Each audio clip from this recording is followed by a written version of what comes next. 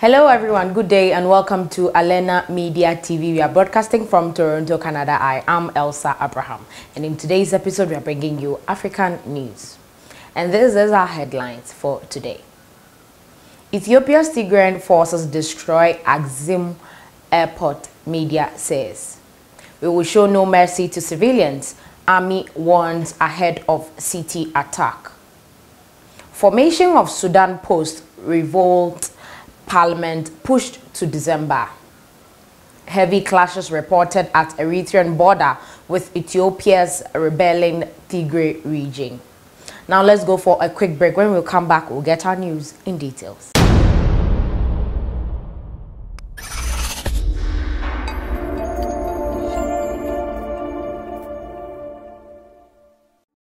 Welcome back from that short break. Now, the Forces for Freedom and Change umbrella protest group said efforts to ensure national census were still underway to establish the legislature, the formation of Sudan's transitional parliament, a key element of a power-sharing deal between the military and protesters after the ouster of strongman Omar al-Bashir has been pushed back to December. The Forces for Freedom and Change umbrella protest group said further consultations were needed after Sudan's transitional government signed a landmark October peace deal with rebels. In a statement last week, the FFC said efforts to ensure national consensus were still underway to establish the legislature. Its formation had been due within 90 days of a power-sharing deal signed on August 17th between the FFC and military generals who seized power following Bashir's ouster in April last year. The deal stipulated that the legislature should include no more than 300 members, 40% of them women, with the FFC obtaining 201 seats and the rest going to other factions. But in November, an FFC leader suggested that the group should hold 165 seats in the transitional parliament, with 75 going to the Sudan Revolutionary Front Rebel Alliance and the rest to other groups. Several organizations, including the powerful Sudanese Professionals Association, Trade Union Alliance that spearheaded the protest against Bashir, rejected the proposal. In order to take into consideration the views of the Sudan Revolutionary Front and to engage in a broad dialogue on the distribution of seats with all functions, it has been decided to push back the formation of the assembly until December 31. The FFC said in its statement last week, the SPA is insisting that all revolutionary forces be represented in the VIEW Parliament, which will be tasked to legislate until new general elections are held in 2022. Now moving on to our next story for today. Ethiopia's Tigrayan forces destroy Axim Airport, says the media. Forces of Ethiopian Tigray People's Liberation Front, the TPLF, have destroyed an airport in the town of Axim, state-affiliated Fana broadcaster said on Monday, after federal troops gave them a 3-day deadline to surrender. The TPLF leader, Debretsion Gebremichael, told Reuters the ultimatum was a cover for the government forces to regroup after what he described as defeats in 3 fronts. There was no immediate response from either side to the other comments. Reuters could not confirm the latest statements. Claims by all sides are hard to verify because phone calls and internet communication has been all cut off. Now moving on to our third story for today. We will show no mercy to civilians, army warns ahead of city attack. Ethiopia's military has warned civilians in the besieged Tigray regional capital it will have no mercy if they don't save themselves before a final attack to flash out defiant regional leaders. From now on, the fighting will be a tank battle, spokesman Colonel Jedenel Chegaye said, claiming the army was marching on the Tigray capital of Mekelle and would encircle it with tanks. Our people in Mekelle should be notified that they should protect themselves from heavy artillery. He accused the Tigray leaders of hiding among the population and warned civilians to stay away from them. But treating a whole city as a military target would not only unlawful, it could also be considered a form of collective punishment. Human Rights Watch researcher Letitia Bade tweeted. In other words, war crimes. Former U.S. National Security Advisor Sudan Rice also tweeted. Ethiopia's Nobel Peace Prize winning Prime Minister Abiy Ahmed has given the leaders of the Tigray People's Liberation Front 72 hours to surrender, saying that they are at a point of no return. He accused the TPLF leaders of using religious sites, hotels, schools, and even cemeteries as hideouts and using Mekelle residents as human shields. For days, Mr. Abiy's government has insisted it has marching to Mekelle in a final push to end the deadly conflict that erupted on November 4th between the federal government and the heavily armed Tigray regional government. Mr. Abiy Ahmed's troops have taken a string of towns during aerial bombardments and ground fighting and are now aiming to Mekelle, a highland city of about 500,000 people where the rebels are based. The TPLF dominated Ethiopia's ruling coalition for a quarter century before Mr. Abiy took office and introduced big political reforms and sidelined the TPLF leaders.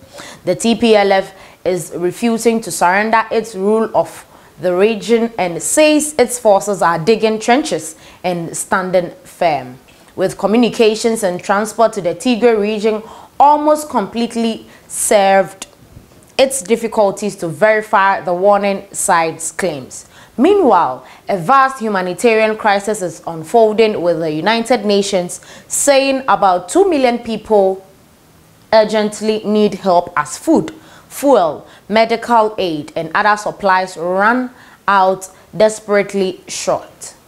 The war has killed hundreds, possibly thousands, sent more than 30,000 refugees into neighboring Sudan, and seen rockets fired by rebels into neighboring Amara region and across the border into the nation of Eritrea. And in our next story, heavy clashes reported at Eritrean border with Ethiopia's rebelling Tigray region. The political conflict between the Tigray People's Liberation Front, the TPLF party, and its former coalition allies in the Ethiopian government, which started in 2019, ultimately resulted in clashes between regional and federal military forces in September 2020. The conflict eventually started to spill over into neighboring Eritrea. The use of heavy weapons and bombers has been detected at the border between Eritrea and Ethiopia's northern Tigray region, which has recently been clashing with the country's federal government over political disagreement, the Somali Guardian has reported. According to the online media outlet, the exchange of fire has already forced some Eritreans living near the border to flee their homes and seek shelter in nearby mountain caves. The report of heavy border clashes comes as the Tigray People's Liberation Front continues its military standoff against the Ethiopia's federal forces. The TPLF claims that Eritrea is helping the federal government and alleges that Eritrean armored units have already crossed the border into the Tigray region to start an offensive. A representative of the TPLF earlier confirmed that the rebelling region's forces conducted a missile strike on Eritrea's capital, Asmara, on 14th November in response to its alleged deployment of 16 divisions across the two countries' border. 2 missiles struck Amara's airport, while one fell within the city limits. Eritrea's government denies being involved in the armed disputes between the Tigray region and Addis Ababa. The conflict between the two first started in 2019 when the TPLF withdrew from the governing political coalition, refusing to merge into a larger prosperity party. Following the escalation of tensions between the former political allies, the last straw was the Ethiopian government's refusal to recognize the results of September 2020 Tigray parliamentary elections, in which the TPLF secured a landslide victory. Subsequently, TPLF supporting regional special forces reportedly attacked a military camp of the Ethiopian National Defense Force located in the Tigray region's capital, Mekelle. Ethiopia's federal government then launched a counter-offensive with the stated goal of bringing the rebellious region back under the rule of law. Now, in our last story for today, Ethiopia PM gives Tigray forces 72 hours to surrender regional capital. We urge you to surrender peacefully within 72 hours, recognizing that you are at the point of no return.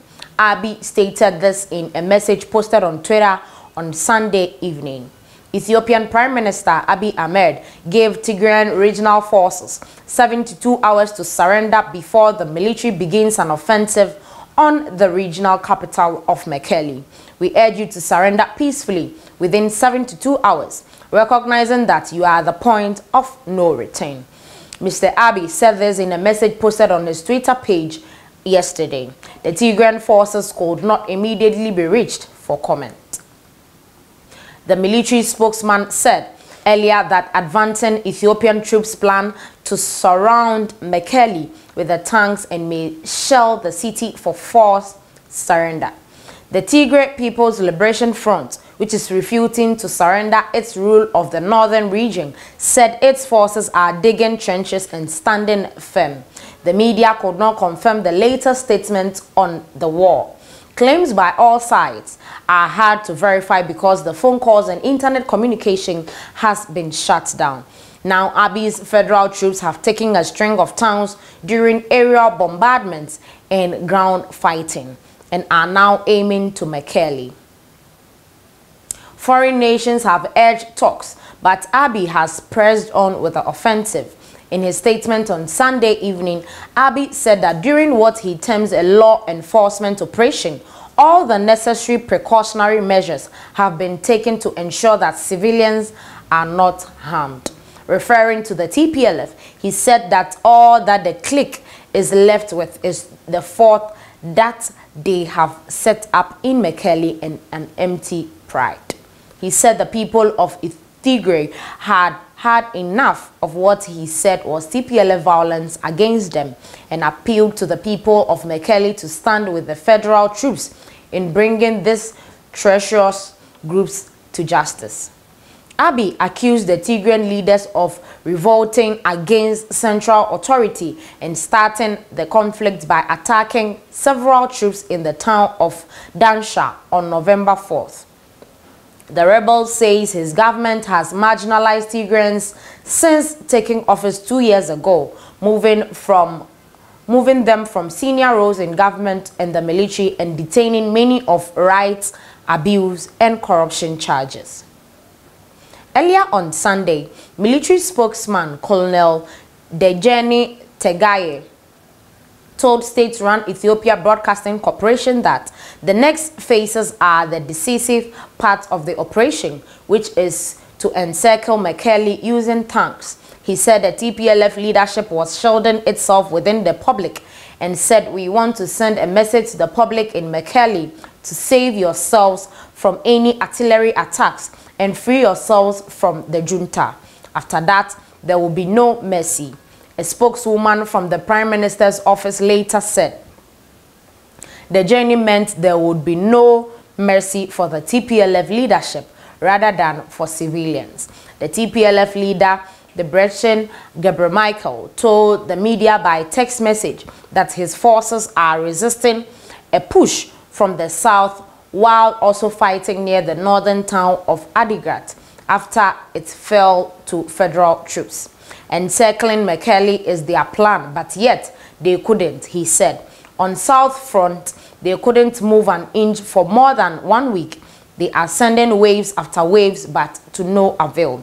Abiy drew plaudits of opening up Ethiopia's closed economy and repressive political system after taking office in 2018. However, rights groups says the government has carried out mass arrests after outbreaks of violence and detained journalists this year. Abiy won a Nobel Peace Prize last year for ending a 2-decade standoff with Eritrea.